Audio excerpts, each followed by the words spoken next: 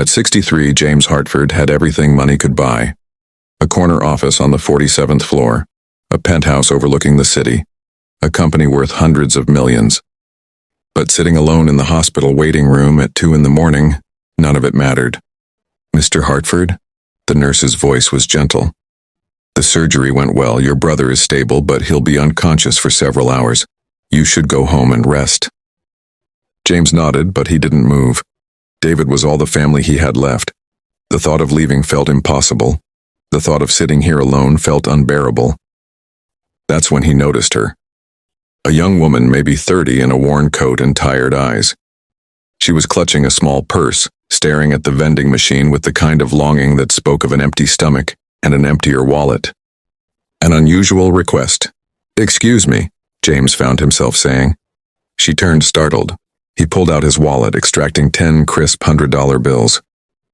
"I know this will sound strange, but would you sit with me for a few hours? Just hold my hand?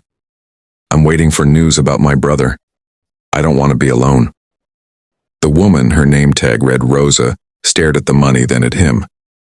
"Sir, I don't—" "Nothing inappropriate," James said quickly. "I'm just an old man who's scared and tired. My brother is everything to me. And his voice cracked. "I haven't had anyone to hold my hand in 15 years. Not since my wife passed." Rosa's expression softened. She looked at the money again, and James saw the war in her eyes. Pride versus need. "My daughter needs medicine," she whispered finally. "I've been at the pharmacy trying to figure out how to afford it. That's why I'm here so late." "Then please," James said, "help us both." The long night. Rosa sat beside him, her small hand in his weathered one. At first, neither spoke, but as the hours passed, words came easier. "My daughter, Elena, she's 7. Rosa said softly. "She has asthma. Tonight was bad. They treated her in the emergency room, but the prescription— I work 2 jobs, but it's never quite enough, you know?" James did know. Not from experience, but from memory. "My mother raised David and me alone after our father left.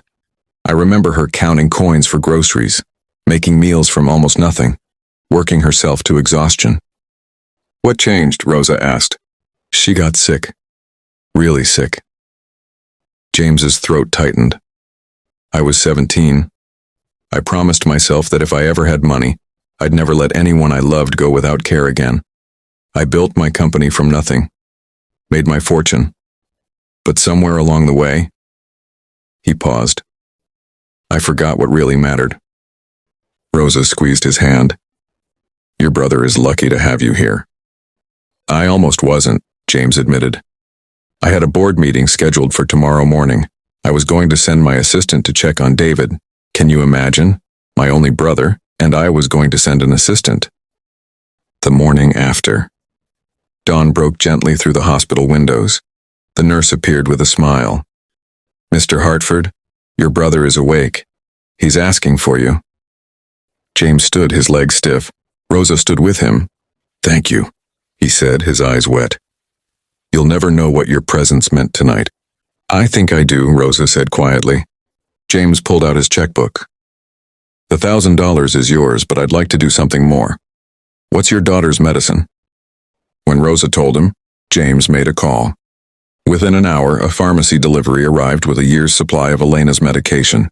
"Sir, I can't," Rosa protested. "You already did," James interrupted gently. "You reminded me what matters. Not the deals or the boardrooms or the balance sheets.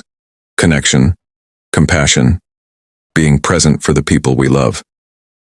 3 months later, Rosa stood in the lobby of Hartford Industries, nervous in her new clothes. James had offered her a position, head of his newly created community outreach program, helping working families access healthcare resources. "You lived it," he'd said. "You know what people need. Help me do something meaningful with this money." But more than that, James and Rosa had become family. He attended Elena's 8th birthday party. She and her daughter joined James and his brother David for Sunday dinners.